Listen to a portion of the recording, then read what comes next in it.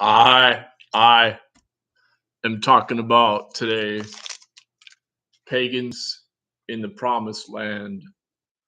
This is such a book of pure genius.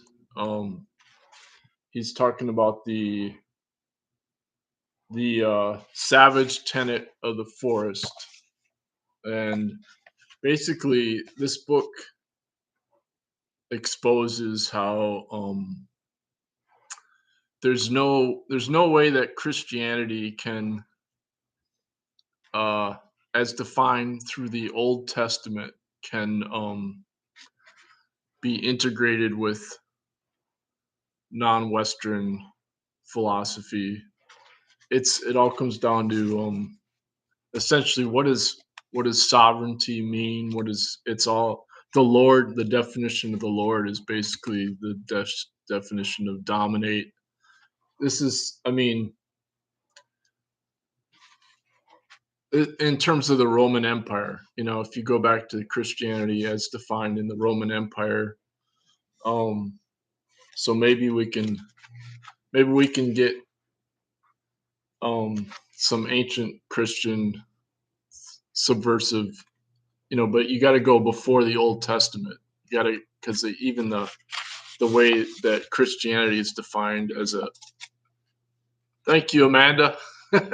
I'm just trying. There's like six, one, two, three, four, five, six. There's seven links for Stephen Newcomb that I just looked up real quick that I'm gonna check out. On where he's talking on the interwebs on YouTube.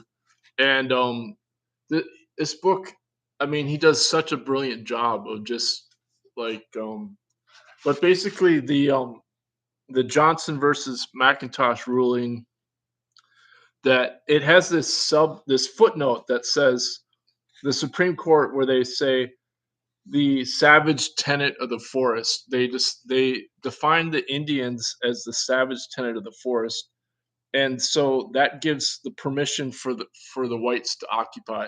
And I just think that's such a classic phrase, savage tenant of the forest, because right there you got ecology, like you're living in the forest, but all of a sudden you can't do that because you don't have sovereignty, if you're living in the forest. um and it's such a deep uh scam, like this is built into the legal language of the whole US government, the empire, the constitution. It's just it's he goes back, he's like, the Christianity, they define it as an amalgamation of the Old Testament, and the Old Testament's all based on domination. Yeah, I know. It's like this book is so profound because you have people are trying to claim themselves as Christian without realizing that you have to reject the Old Testament as much as along with the whole Christian church based on the Roman Empire. If you want to be Christian, it's like, well, what do you got left? you know, I know, I know. It's like, so it's for me. Um, I'm trying to think.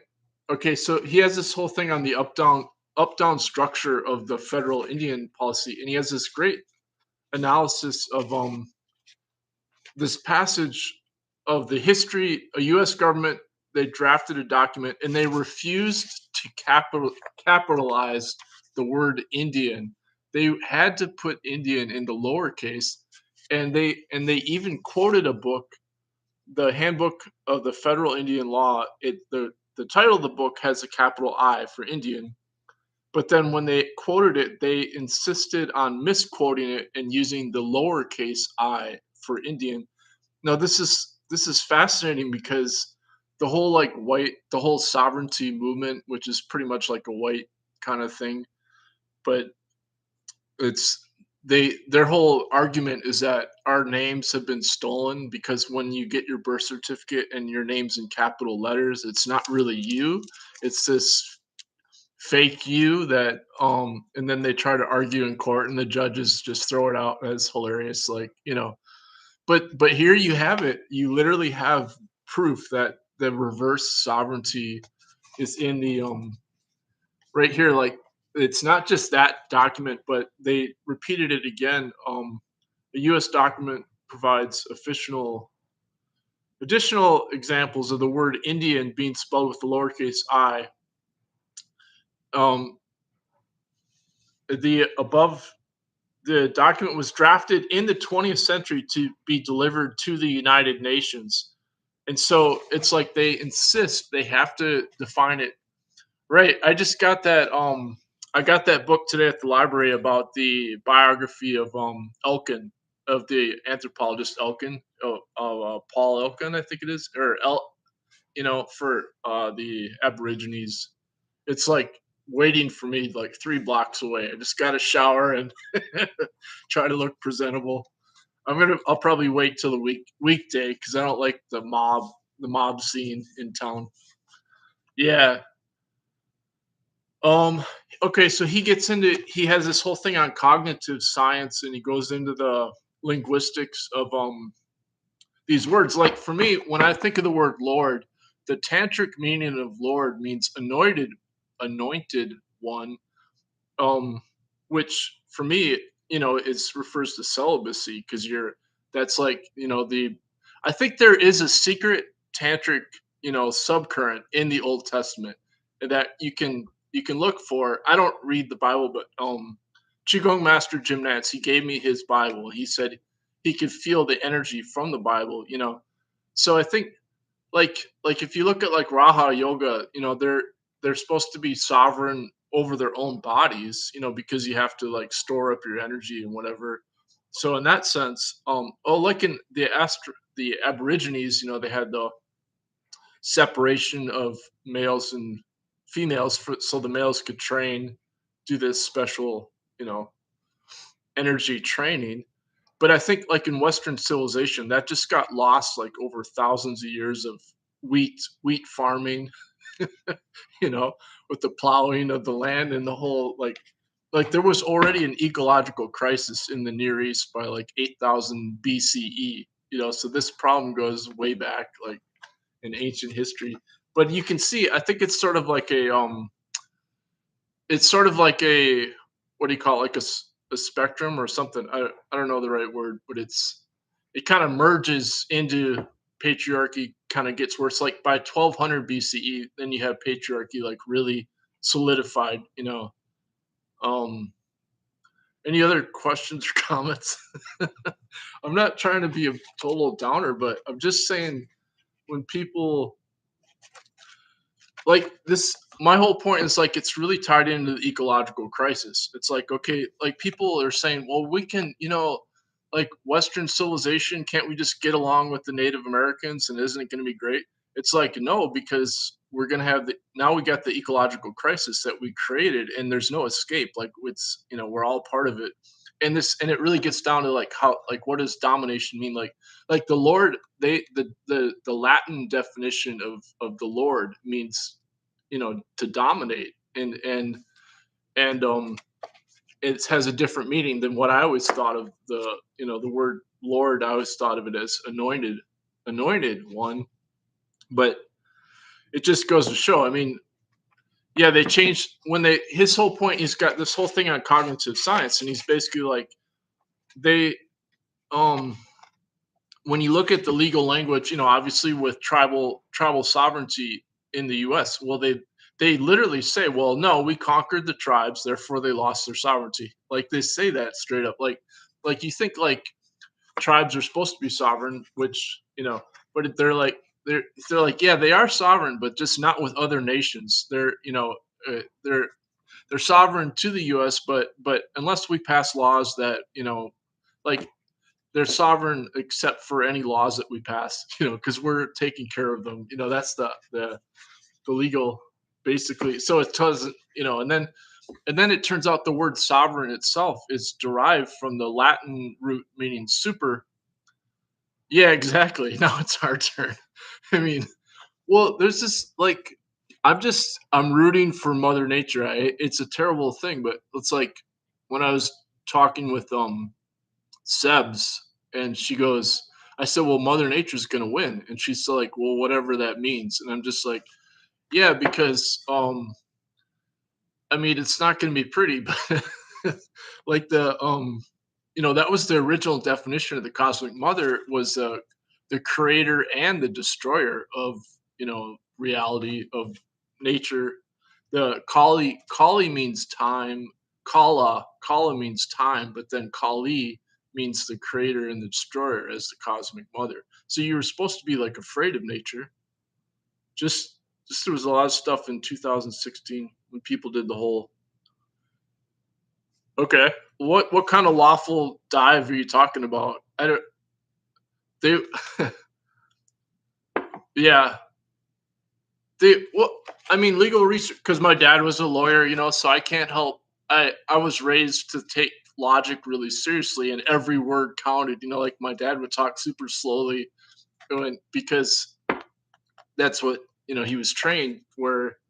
And that so when and he would follow the native rulings, the court cases, because I mean it's pretty fascinating. Like obviously, um, we had I mean our we had a housekeeper, a cleaning lady who her dad was a native medicine man. Okay, the Black's Law Dictionary. Oh, okay. Are you talking about when you say people? What people try to interpret it like the sovereign citizen movement? You mean that they got out the. Yeah, I know. They just posted one of those sovereign they had there's somebody has a YouTube channel where they posted a literal court hearing where the okay, yeah, it was this couple.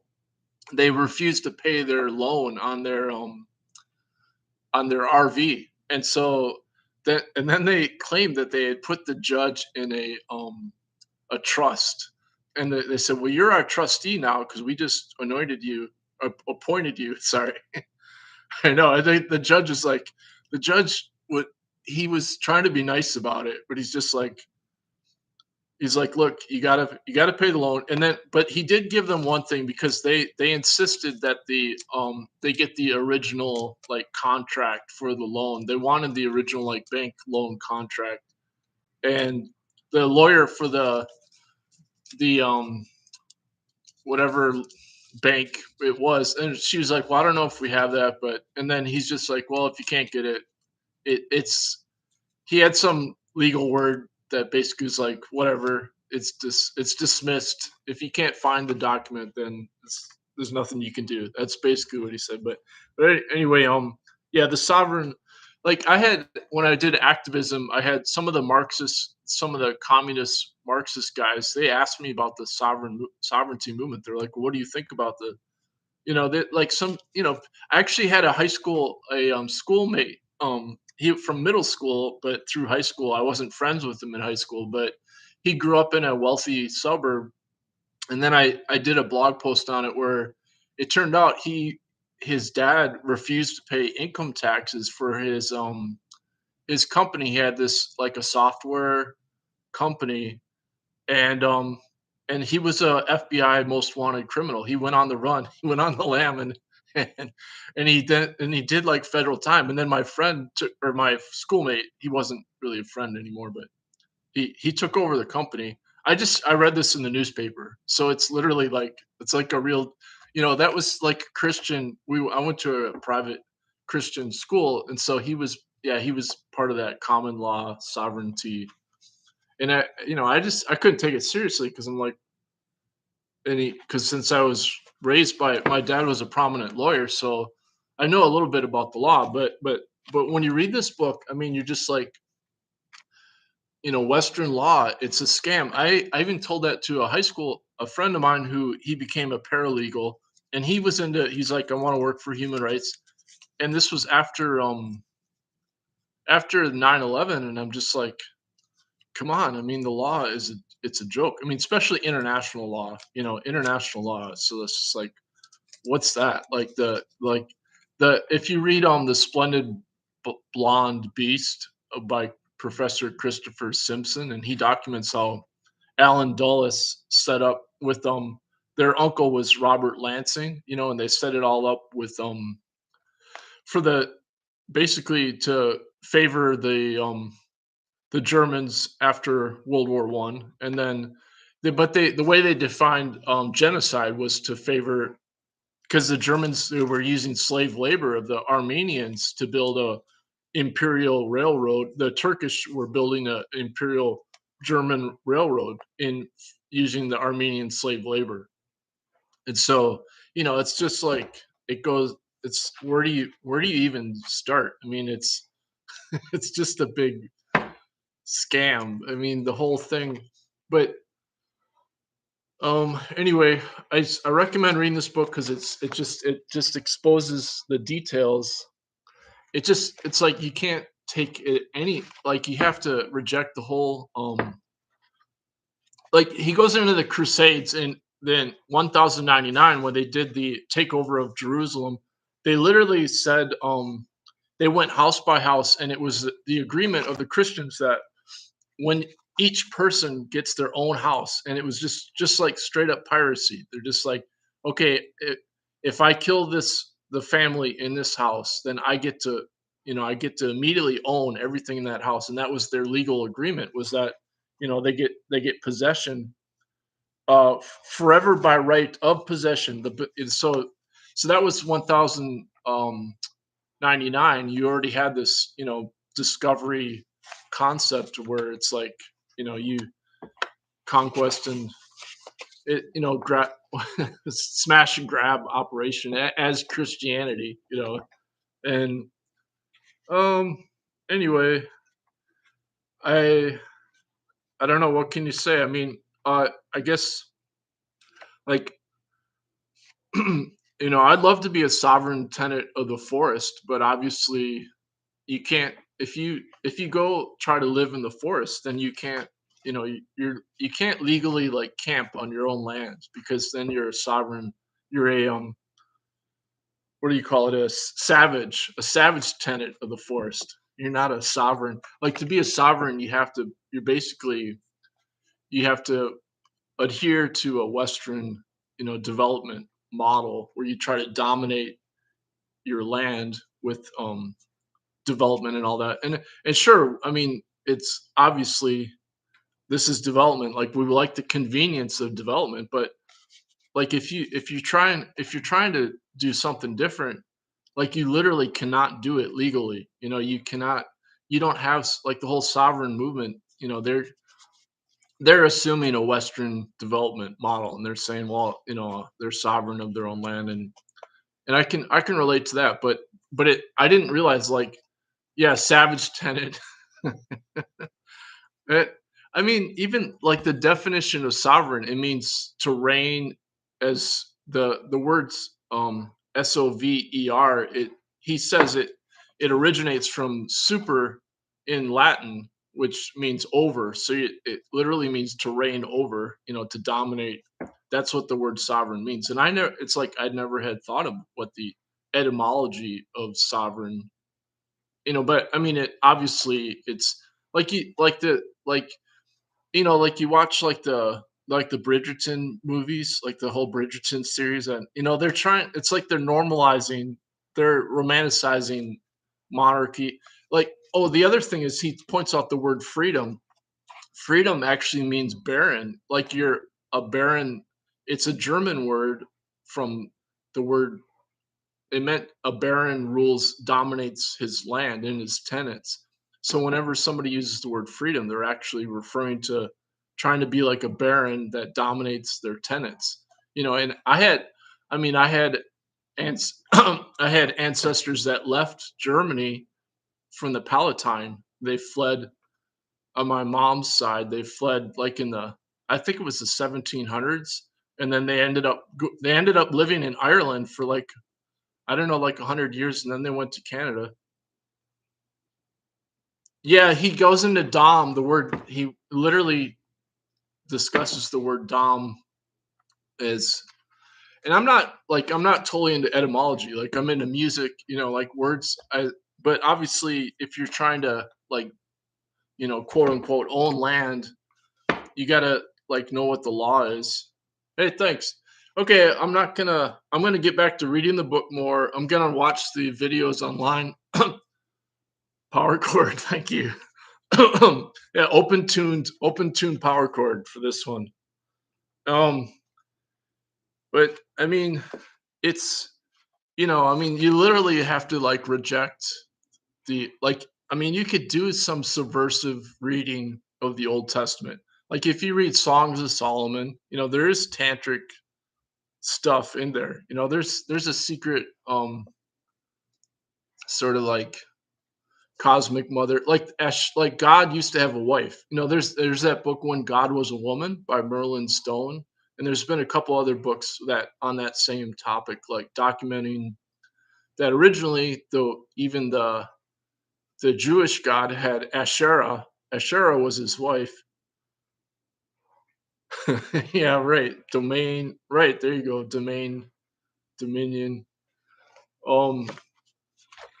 So, like this guy, Brian Ferguson, he's coming out with a new book this spring. Maybe it's already out. I think it might be. I think you can like pre-order it right now. But it's documenting how we didn't have warfare as humanity. We Warfare did not exist before hierarchical, um, quote unquote, civilization. And so his argument is like basically with the invention of farming is agriculture, which started about 10,000 years ago. But I mean, if we can reverse engineer science, we can document, well, humans have been around for at least like 100,000 years, but as hunter gatherers, we didn't have that hierarchical structure where we're storing food and then hoarding it, and using it to control others. And and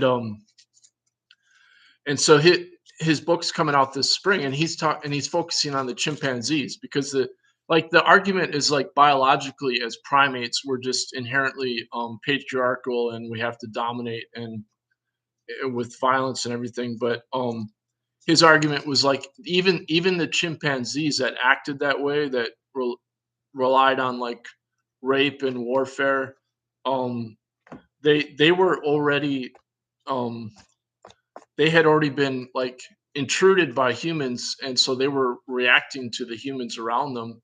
And anyway, I mean, so it really gets back to like physiology and the consciousness and what's going on inside of our brains and the what it means to be male, really. Because like in nature, males, we provide some DNA variety, but we're really not necessary because most of nature, has parthenogenesis, where you have like, whether it's like bacteria or spores, a lot of the plants. I mean, and then even in reptiles and so maybe some mammals too. You have parthenogenesis, where it's basically just the physical reproduction of matter, does not require males. I'm just saying, like, there's something like what it means to be a male. It's there's a certain meaning to that, and that was what our original human culture, they knew that secret meaning, and that's what this the radical anthropology research group, that's what they focus on, is like what was the meaning. But they don't really get into the physiology of the training. They don't understand that. But like Brad Keeney, he's the only guy he's studied the original human culture in terms of he was accepted as a healer in their culture, so he gets more into the physiology, except for some hunter gatherers like the potlatch culture. Exactly. That's right. That's what the radical anthropologists, they talk about that. They say that there's certain hunter-gatherer tribes had already started hoarding with the fish, with the salmon, the potlatch. But that I don't even know, because that might be, because I know like the whole point of a potlatch is the more you give away, the more honor you had in the culture. Like you'd have a big, like, I thought the whole point of a potlatch was like, they call it like reverse domination or something like that. Reverse well, there's a whole book that had that argument. I think his name was Christopher. bash. No, no, no. But anyway, this like there's a reverse yeah, dominance, and so the idea of the potlatch. I don't know. Maybe what do you know any more details about the? But at any rate, obviously, like I mean, like people don't realize like the Aztecs spread pederasty into the Mayan, culture. If you read Martin Prechtel's book, it's the Village Mayan Shamanism: The Secrets of the Talking Jaguar. But that's totally not the same as what the Aztecs spread, pederasty. And the anthropologist that talks about this, he says, well, some anthropologists actually, um, the Twi, the Twi is one of the Baka tribes. The Twi are a type of pygmy tribe. Okay. Anyway, like that's still going on in Central America. The pederasty is a problem. I mean, I know I have, you know I have personal documentation on this. It's like when we talk about evil, and physiology, like people don't realize, like, like people use the word evil without really getting into the nitty gritty. I mean, so like look at Drumpf. Like nobody talks about how Drumpf had 14 phone contacts in Jeffrey Epstein's black book. Everybody's going on about Drumpf, but they won't focus on the core problem of fascism being a physiological problem. And this is what Wilhelm Reich, he made. He figured it out right away. He's like, well, these fascists, they got some physiological male problem, and then Mel Brooks movie is all about that. The Mel Brooks parody of the Nazis, which is, he just nails it because he's like, they're projecting what they think it means to be a male. Oh, Tiwi Islands, where if they gave away more, they would be received. Okay. Oh, okay. Right on. So that's like a potlatch thing. Tiwi, that sounds like it's in the Pacific, but is that like a Melanesian culture then? Like Papua New Guinea kind of thing, like a Melanesian? Anyway, I just wanted to get this out here. I'm gonna watch Stephen Newcomb. I'll watch him on YouTube. He's got a bunch of talks, and I mean, it's just he did impressive legal research, and he's in charge of he runs the Indigenous Law Institute. So you know he's just he's really parsing through the legal language, which is what you have to do. It's like if you're gonna do a legal analysis, then like when I got arrested protesting against something, I had a precognitive dream about it. Like happened 3 years. I had this dream that happened 3 years ahead of time, and it was for the sacred area creation point area of our, where the Mississippi and Minnesota rivers meet. Okay, okay, cool. And anyway, so I was in the courtroom, and then the judge. Okay, thanks. The judge said, I had to make a testimony to the judge or whatever my charges. I don't know, but I had written a research paper for Winona LeDuc's class on environmental racism at the university, and so I had studied basically there was this professor at the university. He was like a regent and a history professor, and he said that the original treaty was not valid because the 1805 treaty with the Dakota Indians, the indigenous people, because this guy wasn't an official designated treaty maker of the U.S. government. This guy Pike, and and then he brought like 40 kegs of booze or something, and that's how he got a couple Dakota guys to like just sign off their land for nothing, and then and so I just pointed that out to the judge. I'm like, even the University of Minnesota history of Minnesota, his book, he says the treaties. I reread that, and he didn't he actually didn't say the treaty was invalid, but he laid it open. He presented. I I was the one who put that spin on it myself, but since then, other people like native activists have gone through and they've argued. I think there was even a court case about it, but they're starting to get their buy back their land or something. But they basically have argued that that original treaty, was not valid. I saw something recently about that, but the radical anthropologists. Yeah, I know. There's the radical feminists. I really like. There's this whole radical feminist group that Gail Dines is part of, and and they're much more critical of male physiology. Like male. What does it mean to be a male? And it's like, you know, um, I mean, since I'm a male, I have every right to not trust, my own body. Like people say, well, I don't trust other people, blah blah blah. It's like, yeah, I don't trust other males, obviously, but I don't trust my own body, as a male. I mean, it's like we have a right to question this. This is what the radical anthropologists document is that our original human culture, and as it spread around the world, all the males in those aborigine indigenous cultures, they recognize that the power the power of reality is actually female, and that the males like stole it. They had to steal it from the females, and by stealing it, they literally mean they're training in the female energy.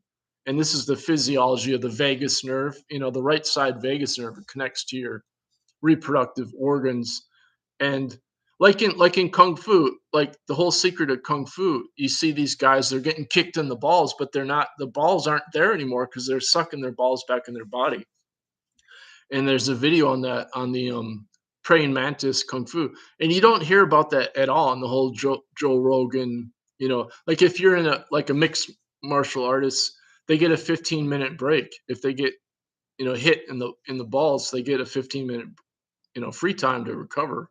you know and so they're going on and on about how strong they are and what great, they can make everybody pass out by doing their jujitsu and all that, but they don't talk about the one key thing is that the reproductive energy of the male. If you get kicked in the balls, I mean, it's game over or whatever. At least, like sometimes that'll happen as an accident or whatever. Like they'll work that into the fight. Yeah, I know that's a really advanced, like the Buddhist master Nan Hua Chin. He talks about this in his book Tao and Longevity. He says like the reproductive organs will contract like a baby, and then they go back inside the body. And you like they if at the advanced level, and you don't hear that at all in the whole like Western martial arts scene. Yeah, in Australia, there's a push for the movement for setting up an Aboriginal courthouse or change the constitution. Oh, nice. Cool. Yeah, I gotta go get that Elkin biography. I don't I'm sort of like reading books is sort of a just detraction from the real work that I need to do, which is the meditation stuff. The Kegel exercises, how do you train to do that? It's not it's well, yeah, the standing exercises, but it's a energy thing where obviously you have to maintain celibacy for one thing. And so the horse stance, like when you're doing the standing exercises, you're getting the piezoelectric like ultrasound effect when your legs are shaking. And that's what Brad Keeney, he calls the original human culture. He calls it shaking medicine. And he has a you can watch his YouTube channel where he meets with the female spiritual healers of our original human culture, and he's literally like they're just shaking together because when you stand with your legs bent and your thigh muscles, what like what they originally train in is the diaphragm muscle, and they like will literally, you have to literally like build up that muscle at first, and then the lower dantian has to be created. The elixir field has to be literally created, and then um, it's essentially like ionized neural hormones that are stored in the small intestine, and so then that's why they call it virgin kung fu. And then in the Shaolin, the comedy movies, they'll show like some, lewd, uh, lusty image, and then that will take away the power of the kung fu, the qigong master, because his mind, because it's all based on the spirit signal that triggers your nervous system. So it's like you have to use the standing meditation, the standing exercises to reverse that neuron signal that was triggered through the biophoton signal, at the speed of light. And then what you're doing is you're building up your vagus nerve. You can store up your energy through your vagus nerve, and so you keep storing up. It's like a reverse charge, so the vagus nerve, it keeps through a deeper relaxation. And that's why it's so rare, is because you have to have a safe environment to be able to have such a deep relaxation through the vagus nerve. And then when you're able to achieve that, then the vagus nerve controls the testicles of the male, the reproductive organ. In the female, the right side vagus nerve goes to the cervix, you know so that vagus nerve reaction is what causes the contraction of the testicles, and eventually it'll get sucked back into the body. Okay. Thanks for asking, though. It's sort of I get into that in the training manual, but I don't really go into details because it's a really advanced skill. And um and then they do the whole exercises where they'll like hang weights off their, you know this is that whole part of it is to build up those muscles, because you're using the muscles too to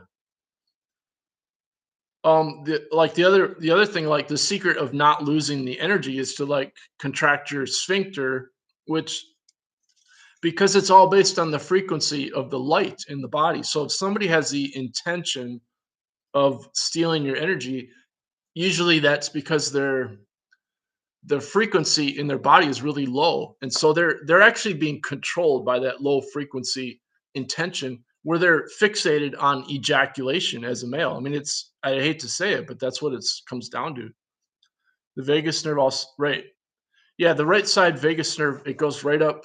Like I used to, when I used to send out energy, my you could see the pulsating vagus nerve. I could do it at will. I could just turn it on, and I had to look up. I literally went to the doctor because I had ear. It goes up right along the ear, and that's why that's what links the hearing. That's what links the hearing to the kidney energy. So I just burned out. I burned out all of my wan qi, from the reproductive. What happens is the heart, is the wan qi, it separates out into the reproductive energy and then your thinking energy. So when I was doing like free psychic healing, I was literally just reversing that and separating it out into yin qi by burning up my yang qi, and then and it would just go out through the pineal gland. So it's through the central channel of the body that connects your pineal gland to your lower dantian, which through the perineum. So literally, like if you close your eyes and you rotate your eyes, if you've been meditating a lot, you will feel the lower dantian get activated by rotating your eyes around, and that's through that vagus nerve connection. Yep. So what does this relate to how does that relate to the Quakers and Shakers? Yeah, that's a good question. So I think Brad Keeney, he goes into that. I haven't read all of Brad Keeney's books, but he got funding to like travel around the world and study shamanism. But he started out his dad was like, his grandfather, I think, was a Christian preacher down south, and then so he ended up having this kundalini awakening in his church in the South, and then he kind of like mentally had to process it, and he ended up as a psychology professor, he ended up getting private funding to write. He wrote a series of books about shamanism around the world, and so he talks about alternative, Christianity, different sects or whatever that practice that. I haven't read all of his books, so I don't remember what he said about the Quakers and Shakers, and I'm sure he gets into that. He the thing about the standing exercises, like the main difference between sitting meditation is you're using your spirit to, you move your spirit through your body, whereas when you do standing exercises you're focused on not moving your spirit but on listening, on the internal listening. It's what they call it, jing, or not jing, ting, ting in tai chi.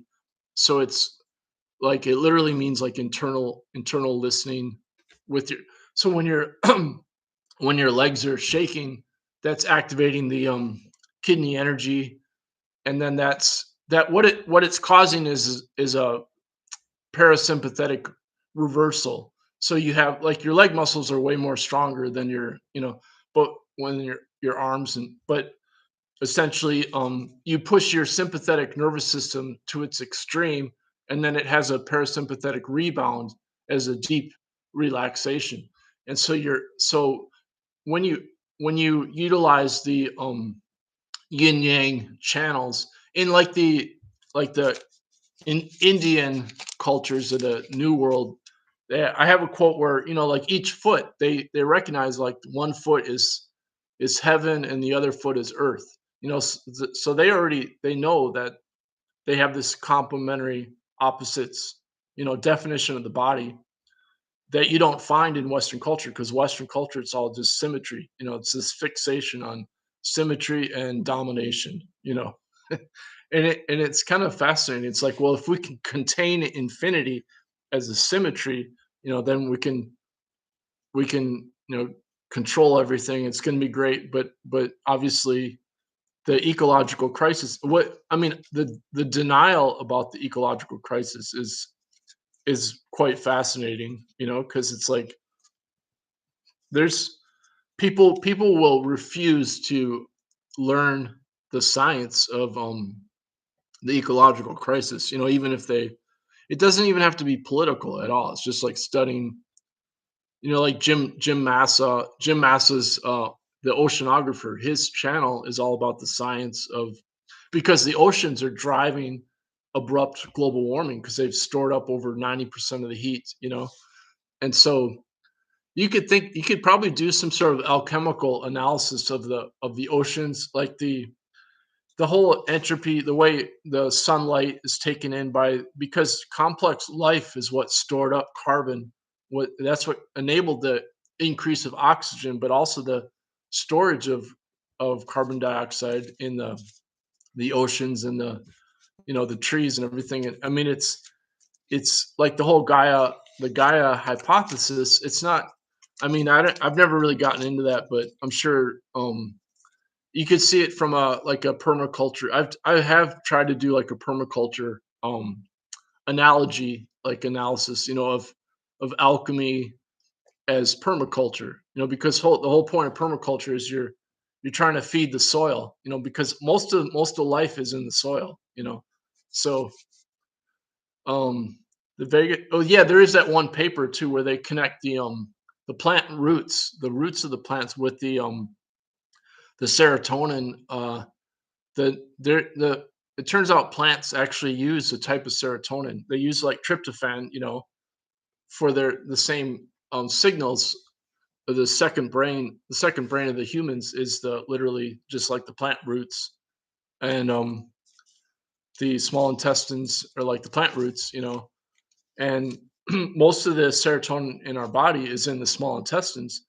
And so when you activate that vagus nerve, you're increasing your brain serotonin levels, and then that's what eventually opens up the third eye. So it's there's we like, even in the West, we think of meditation as like a, mental mind over matter kind of thing, but it's really more about the serotonin in the lower body and having that's why you have to have celibacy. Well, you know, it's you can't really have celibacy in in in the modern world. It's all about trying to sell stuff using lust or whatever. And I mean, it's you can't really escape it. So what the vagus nerve also links the brain. Yeah. So anyway, that this is this book like I mean I don't know. It's like the Old Testament. What do people do as Westerners if the Old Testament is pretty much all corrupt? People are trying to be Christians, they're trying to be good people, but the whole sovereignty, it's a scam all like way deep. I mean, and it obviously it's not just Western civilization. Like I said, the Aztecs, they weren't they I'm sure there's a lot of great things about the Aztecs, but they considered pederasty to be like this sacred kind of epitome of morality, in their culture. They were spreading when they spread it into the Mayans, and that's hey, hey, hey, Sandy's in the house. So everybody, check out Environmental Coffee House. She's got an epic um, global warming channel. Um, I was just talking about how somebody who was a guest on your show refused to watch Jim Massa's videos. And I'm not going to say who the person is because I don't want him to rage on me. But I'm just always stunned by the denial, the psychological denial about the science of global warming. You have these people they're trying to be like really rational males. I will say the person was male.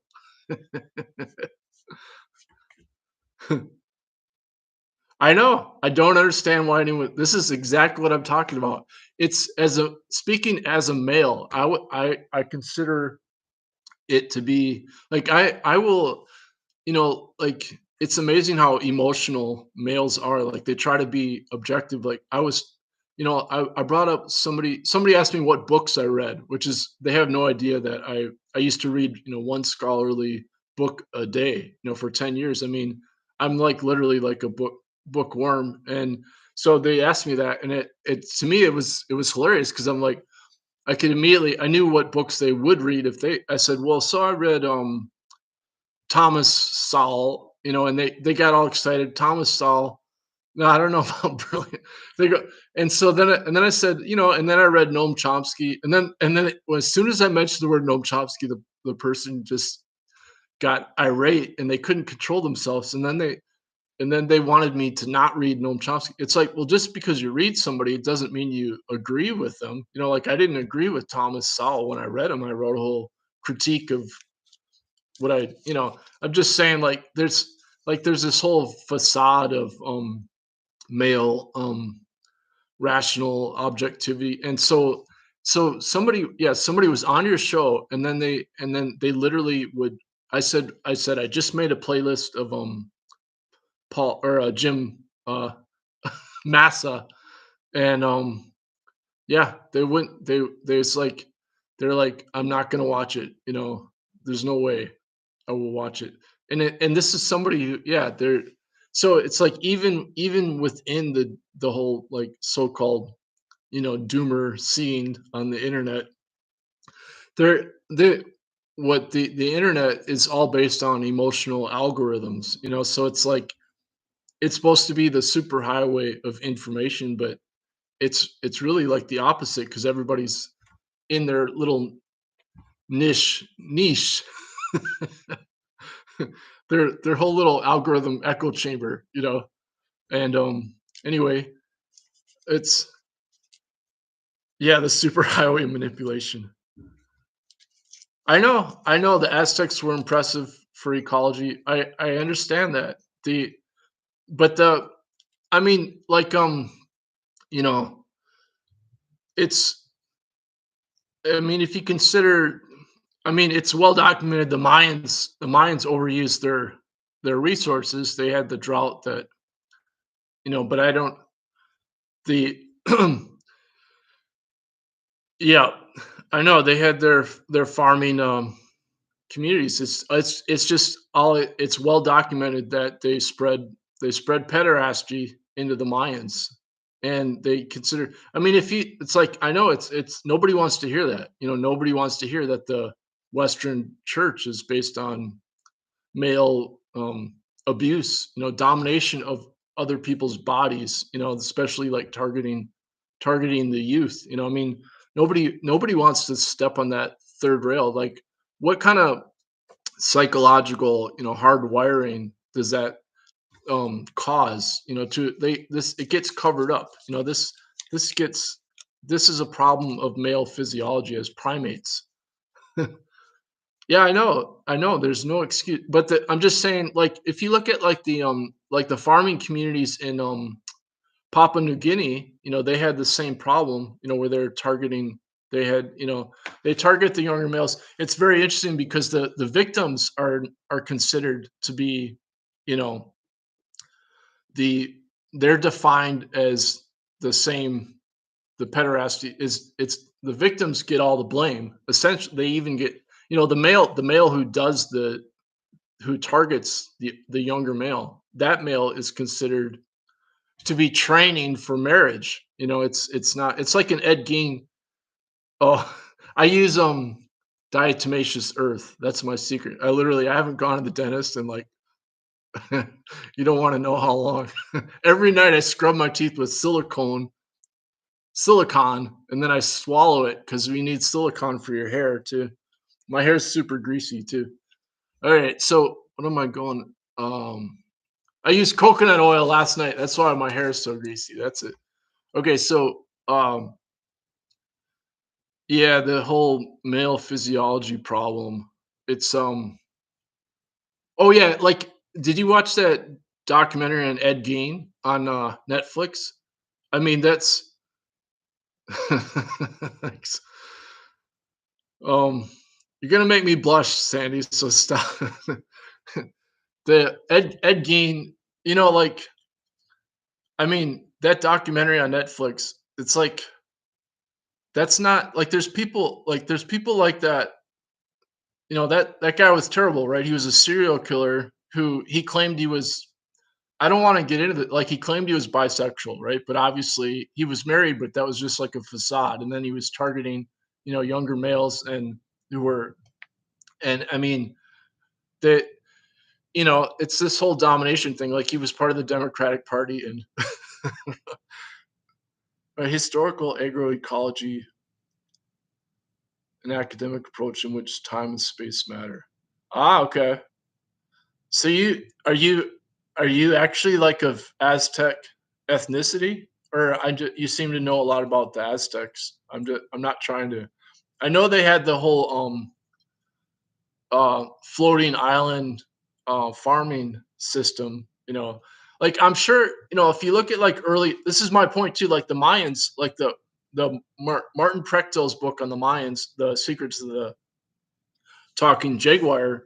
And the guy I study with, Jim Nance, he trained with Martin Prechtel also.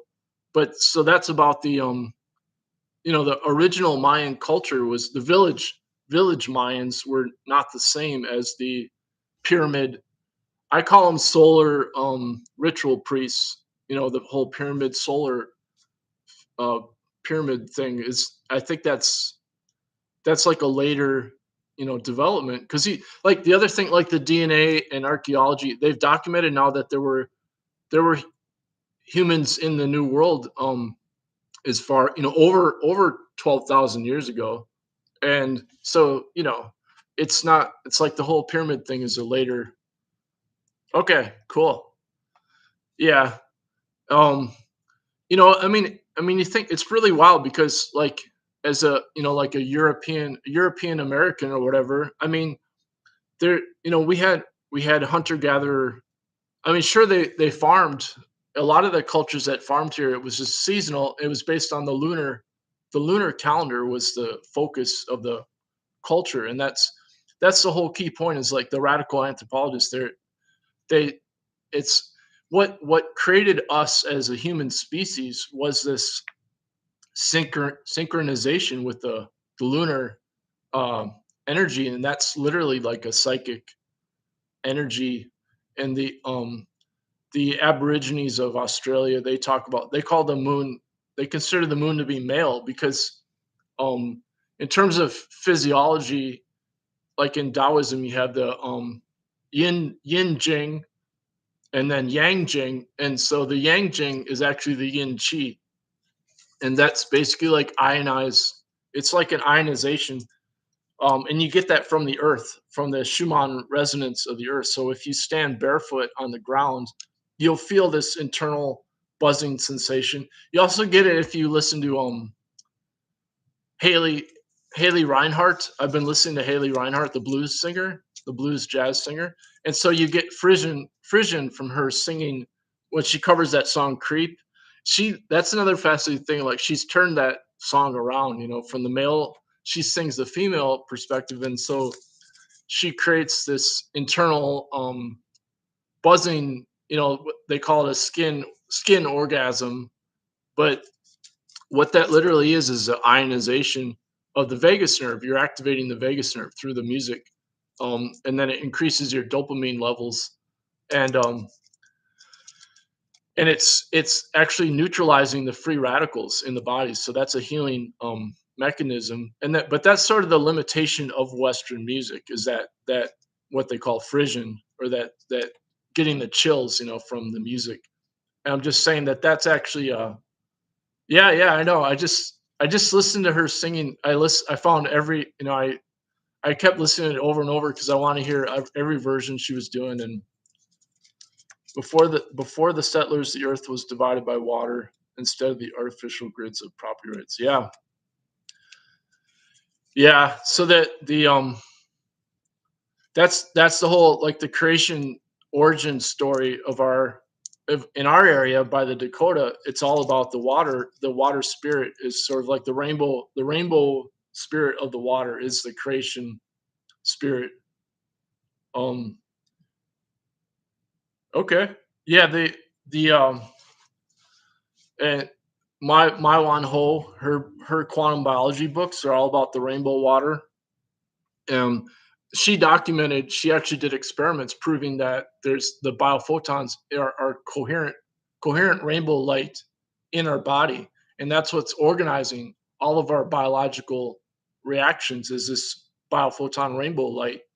And of course, if you take like a strong psychedelic, you'll be you'll be sent into that rainbow realm, and you can see the biophotons, directly, because you'll get the visual cortex will get really activated. They did a study where they gave LSD to people who were congenitally blind, and they did not see any light. So it's definitely like a neuron activation of the from the LSD. But LSD, I would never take. I've never taken LSD. I wouldn't do it because that's a synthetic. That increases your dopamine levels along with the serotonin, and I think that explains a lot of like the psychotic reactions to LSD that can happen. And but the like the DMT plant stuff that I did, that they did with the indigenous from the Amazon, they used the ayahuasca.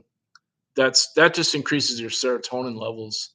Um, and so when you get that kundalini experience, it's just like this huge serotonin blast from your lower body up into the brain, and it'll like literally like just like crack open the pineal gland or the pineal gland.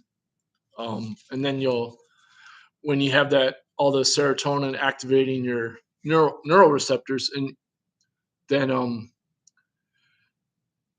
it kind of like that's like the master hormone. But when it gets really, what happens is if you stay in that vagus nerve activation, then it increases the oxytocin levels. It's like when you go deeper into the vagus nerve, and that's what then activates the heart. Is the right side vagus nerve goes to the heart. And so we're like, we're cut off from the heart without realizing it. Like, unless you meditate, when you start meditating a lot, then you'll feel your heart energy will get really strong, and you'll feel like this magnetic bliss, coming out of the heart.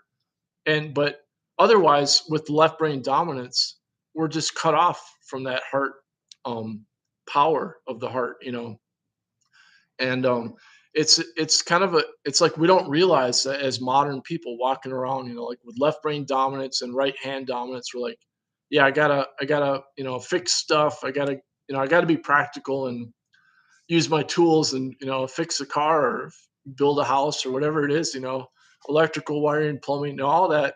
It's all just like we're cut off from the heart because of that left brain dominance. It's only through a special kind of like music and dancing, and we can get back to. And the other thing is, it's a female. That's a female vagus nerve. Dominance is through that female vagus nerve, and so males were in denial. We don't want to admit that the power of the universe is female. Because it's like the whole thing. Like even in Eastern philosophy, they'll just say, well, it's neither female nor male. But that's just not true. Like physiologically, it has to be female, and biologically. And so, anybody else got any? Used to take a lot of LSD. Oh, mushrooms and serotonergics. Yeah. Okay. Well, I know. I mean, I'm not. I'm not trying to tell other people what to do. I have known people. I had a close music friend of mine in high school, and he told me he used to take LSD all the time, like every day or on the way to school, on walking on the way to school, and then he got brain cancer and he died at when he was like 26 years old, and they were saying, well, he had been in Eastern Europe for a semester or something, and I looked it up. I mean, LSD, it has been shown that it's been linked to brain cancer, and I don't know. My guess is that since it activates your dopamine also along with the serotonin, I think it could probably cause some damage. I'm just saying, like, I've known people who have gone also have had like permanent psychosis from too much LSD. But yeah, the psychic attack things was like, like if you do fasting, the other thing is like, I mean, obviously, if you're gonna fast, you got to meditate all the time, or else you're gonna, and when you fast, you will hear voices in the white noise, like if you're in the shower, or something. When you start fasting, the white noise will become dominant in your hearing because your kidney energy will get really weak. The vagus nerve will get activated. Everybody's having their psychedelic confessions.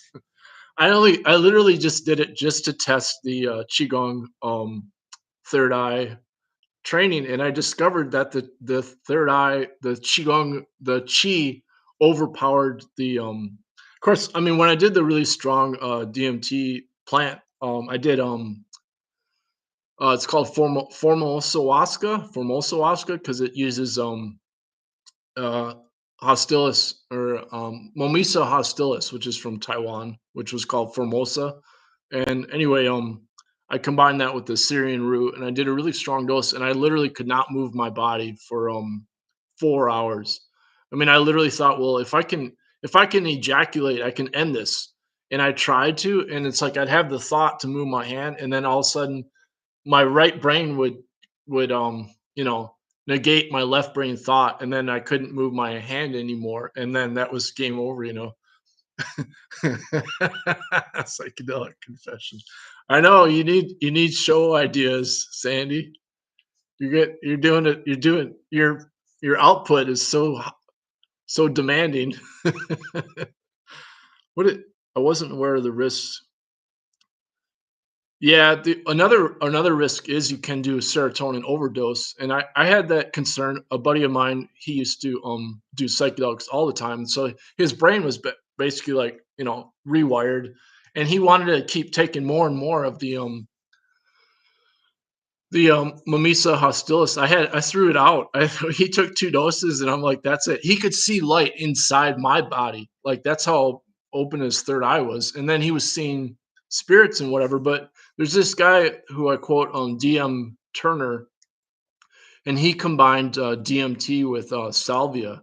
And when he was seeing the so-called machine elves that everybody loves to talk about, but then when he took the salvia, all of a sudden the machine elves got all discombobulated and they had the wrong clothes on, the wrong body parts, and they're going the wrong, so it just proved that those machine elves are just a subconscious projection, because when you take a psychedelic, it shuts down your prefrontal inhibition of your subconscious, and so basically you're just like in subconscious land. You're directly perceiving your subconscious, and so everybody thinks like, oh, it's real. That happens to. Okay, yeah, they lose their emotions. Well, that's sort of like, I'm not gonna get into whole big pharma stuff, but I know that that can happen with like antidepressants, where if you have a, the whole serotonin, if you're overactivating, any of the this is the whole problem with like the materialistic approach to reality, is that eventually, like Qigong master Chen Yilin, he talks about, he's like, it's not one frequency, for the Qigong healing, it's all the frequencies combined, which is sort of like that's the whole non-commutative secret, is that the foundation of reality is like this emptiness. Um, they don't want to call it female, but it's like, oh, okay, okay. Yeah, I had a when I worked in the warehouse, one of the delivery guys, they would pick up our warehouse, orders. I think he was must have been FedEx, because my boss, he used FedEx, and we got to know each other. We got to be friendly, and he told me, he was way big on ecstasy. Oh, there you are, Amanda. I'm just now we're just talking about, I'm just like blabbing as usual. We could get back to the book. Um, uh, I will share an experience I had. I triggered a life review psychedelic vision in the Andes when I was given an antidiuretic, and I looked it up because my friend contacted me, and I was in love with my friend at the time, but we were just platonic, so it just kind of built up. But the thing is that I thought maybe she had slipped me like Saint San Pedro cactus or something, in the Andes. But it turns out I looked up that antidiuretic, and sure enough, it activates your vagus nerve like super. It even, it's like it has a super strong vagus nerve activation, which makes sense because that's how you clear out your intestines. If you want to you know want to clear out the humanure. What? The Grateful Dead era. I went to a I went to a Grateful Dead show once, and I was in the parking lot, and there was this guy literally like jumping on the cars, like he was running through the parking lot, like from. This is how I remember it, and maybe I was imagining it, but I was trying to find LSD or something like that. I was literally like, "Do you have LSD?" That and I'm glad I didn't find it, because, like I said, oh, okay, now people are talking about me. I know. I don't even. This is a flashback memory, because I don't even know if I went. I don't think I went. I did not go inside to see the Grateful Dead because I didn't have tickets to the show. I'm just like, if you want LSD, you go to a Grateful Dead concert and you start hanging out in the parking lot. And luckily, I was too young and not. It didn't work out. But that's my Grateful Dead story. I think I must have been with my buddy who was he we used to sing Grateful Dead songs. He played guitar, and I played piano. And I would play classical piano, but whenever he would, he knew all the words to the songs, and I would sing along. And yeah, we played in one of like the local anarchist coffee shop. We played on a Sunday, and the place was just packed. And he played, I played. They had a piano in the coffee shop. It's called the Seward Cafe, and that was a good show. Like people were digging the music. We're just playing like country blues kind of thing on Grateful Dead covers. But I didn't even know. Like I had never even heard the originals. Yeah, that's back when I used to sing. This is like 35 years ago or something. Now, like I said, that guy did tons of LSD, and then he got brain cancer and died when he was like 26. And I'm just saying, like I know people. There was one. I moved in this hippie co-op in Madison, Wisconsin, and there was a guy who would never leave his room, literally never, because he had done too much LSD. I'm just saying, like, they're out there. Those psychotic LSD stories are there's there's definitely something to it. Um, okay, so anyway, that's enough of virtual reality. Get back to everybody watch let's listen to Stephen Stephen Newcomb on YouTube. I don't know. It's like what's the solution to all this? And all I can say is, in my view, you just got to keep doing this original human culture spiritual training, whatever you want to call it. But the deeper, like, literally, you can literally create a space-time vortex with on this deep level of this energy as the truth to reality, so that the too much of anything will fry your brain. Yeah, I know. I sit in full lotus because when I used to read one scholarly book a day, the only way I could read it was by clearing out any emotional blockages, because obviously, if you can't think if especially if you're surrounded by thugs, like thugs that are threatening you physically. You're not going to be able to think, because if somebody's like yelling at you or threatening you with violence, then you don't have the freedom to really focus your mind. But when I sat in full lotus, I would my body would literally, like a vortex, it would process all those subconscious emotional blockages, and then I would be able to read, like, I'd be reading in silence with my left brain, and then my right brain would be doing all this emotional, like, psychic processing of energy. And I burned out my energy by doing that. Yeah, survival mode. Yeah, the whole trauma thing, that's also healed through the vagus nerve, through the meditation. It's an exorcism. It's a spiritual exorcism based on, like, the frequency of the light inside the body. And you have to, like, I had to do that recently. I had to do that a couple weeks ago. I took, like, a super cold shower. Like, I normally never take cold showers. um yeah, I know. Okay, great. Thank you, Amanda. That's nice of you. Did the I don't normally like to exercise, but that's good. Um anyway, I I'm gonna I'm gonna take off to the Great White North now. We still got snow outside. Sandy, do you still have snow? Anybody? Amanda, do you have snow? I don't want to. Just speaking of anybody else in the Great White North, snow. I've seen a lot of people get. Ah,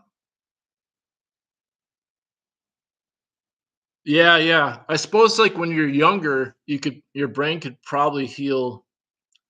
Okay, your snow is almost. Yeah, our snow is melting fast, but there's still piled up. So, yeah, but, like, okay, so I bought land, but how can I be a savage tenant in the forest? It's like you buy land and you can't be a savage tenant in the forest. Most of it is melted. Ooh, high wind warning. All right. Okay, I'm definitely signing off now. So we can let Sandy. Uh-oh. I don't want to. I better shut the stream down before we get in trouble. You guys can. All right. All right. Good luck with your gardening. The greenhouse. That's awesome. 60 degrees in Cleveland. I was sang at a wedding in Cleveland, and my friend's sister started crying when I sang a wrong note. It's really embarrassing. That's a whole nother story, though. Okay. Yeah, I love is love. I don't know. I guess I love everybody. I don't know what to say. Um, All right. Happy Doomland. Over and out. Can I like my own video? No. Okay. Bye bye. There you go. I like that word. Yeah, it's a good one. Okay, take it easy. Okay. Well, if I stop drinking coffee, I've been on coffee lately, so I can't claim to love anybody until I stop the coffee. All right. Over and out.